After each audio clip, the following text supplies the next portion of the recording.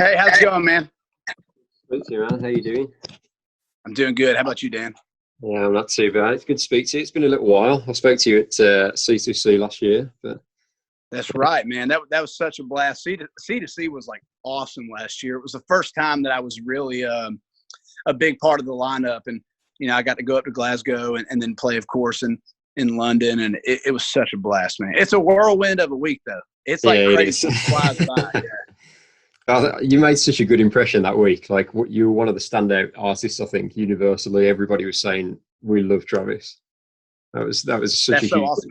And it was a special thing. I usually, a lot of times people will say that maybe about a show or something, and I don't necessarily sense it or feel it, but man, that was like special. I remember coming home and I didn't want to leave. I mean, I had so much fun and had a blast. And I think the biggest reason it went well, in my opinion, is just because I feel like I really found an audience that kind of relates to where I'm coming from musically, and that's kind of the combination of country and the roots of that kind of mixed with the rock side and the Southern rock and those things. And it was really cool to see people connect to that.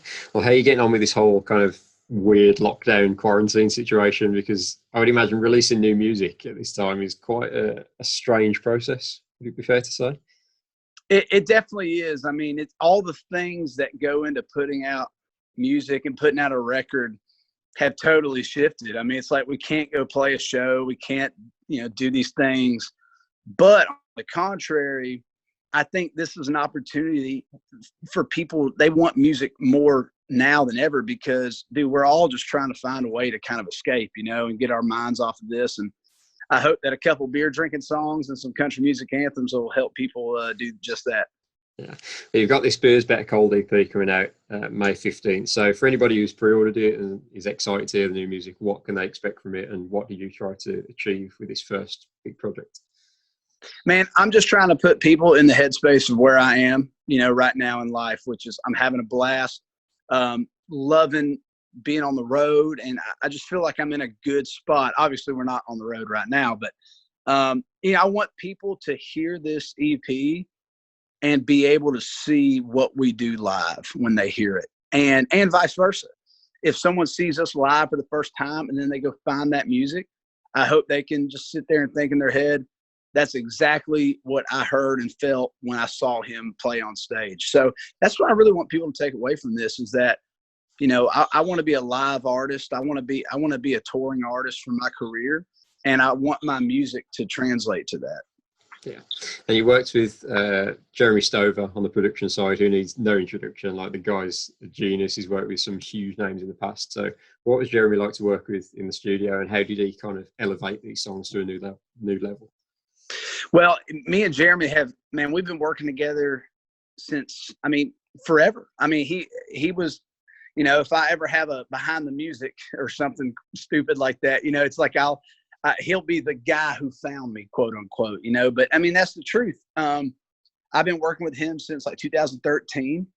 And man, when we go into the studio together, we are just so unspokenly on the same page. And I think that's a beautiful thing. Anytime we've recorded music or picked the songs, we've usually done it in a 10-minute conversation, over a beer, and kind of just game plan, and then we just go in and execute. And that's such a cool thing. He allows me to go in there and play guitar all over these songs and kind of chase things. And when, if they don't work, then I come back to what we were doing, or if they work, we go together. And I think that's a really cool thing. And I think that's what people always need in a producer. It's just somebody who is willing to walk with you and go places and do things to try and make a great record. And he 100% does that. And you've released a few songs previously as kind of standalone songs, but this is your first kind of full project. So would it be fair to say that this project is what you're all about and what we can expect from your career moving forward, sound-wise? Absolutely.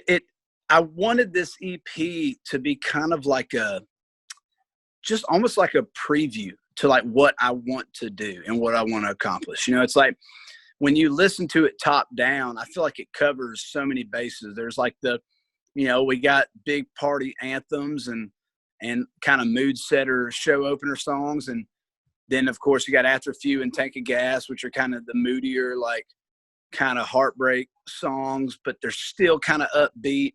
But what I love about it is leaving the EP with Sitting by Fire, because Sitting by Fire is something I just haven't touched on yet in my career.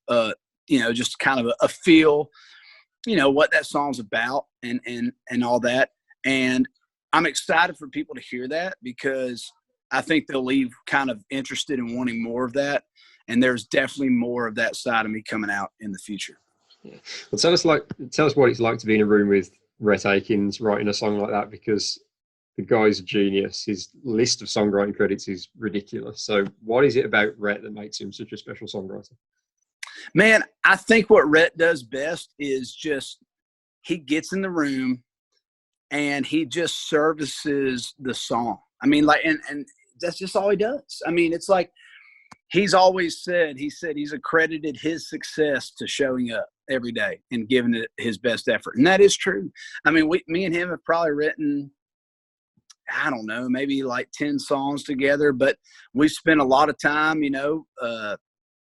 in the woods and on his property and drinking beer and doing other things besides writing music that has helped, I think, both of us get a sense of how we both operate.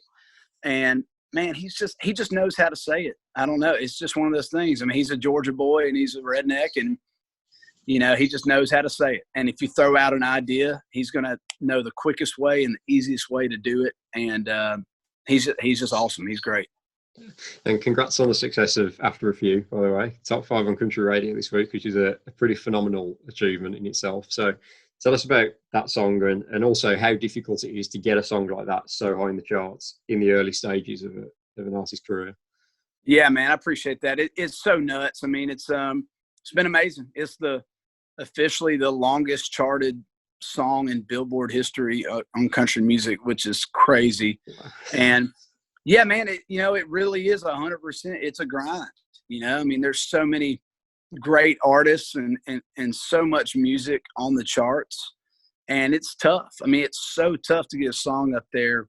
And, I got to give the promo team a bunch of credit. I mean, they've believed in the song just as much as I have, and they haven't given up. And it's really cool for it to be at 5, and we're it's just nice to reap the benefits that we felt like we would have with this song. And it's just really cool. And it's I think it's a great introduction to my music for a lot of new listeners, because I think it just touches all the bases of what I want to say and what I want to do. I mean, it's a story, it's country, and it's rocking, and it's got loud guitars and all that, and kind of all those bullet points are what I want to always have with my music moving forward.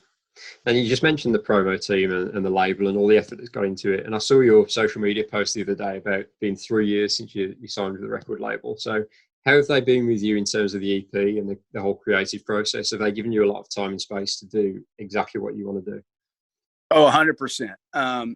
And specifically Cindy Mabe, who she's an awesome music mind and a great marketing kind of person. She has always told me, she's like, look, this is like a marathon, and we are finding out everything that you are. And when it hits, it's going to hit, and it's going to make perfect sense. And, when I was, I guess, 24 years old, when I signed my record deal, I wanted it all to happen right there, but that's just not how it happens. I mean, you've got to build something that people don't deny as authentic. And I think there's a lot of trials and trial by fire that an artist goes through to find out what that is. And, for me, hey, there's songs I wrote 3 years ago that I was like, this is it, this is who I am and all that. And it's not, and it takes that time to grow. And I'm lucky that I work with some great people at the label, and of course people on my management team who they understand that, and they've got the patience to sit there and watch it grow. And I've been very, very fortunate to have that kind of mentality on my side. I mean, 100%.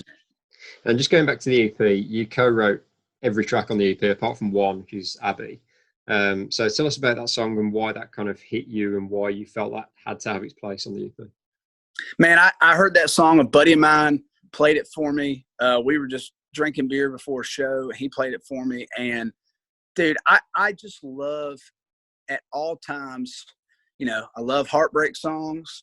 I love all that kind of stuff. But I just always want to have an element of, like, fun, you know, in my music. And I want to get on stage and make people smile. I want to get on stage and make people laugh.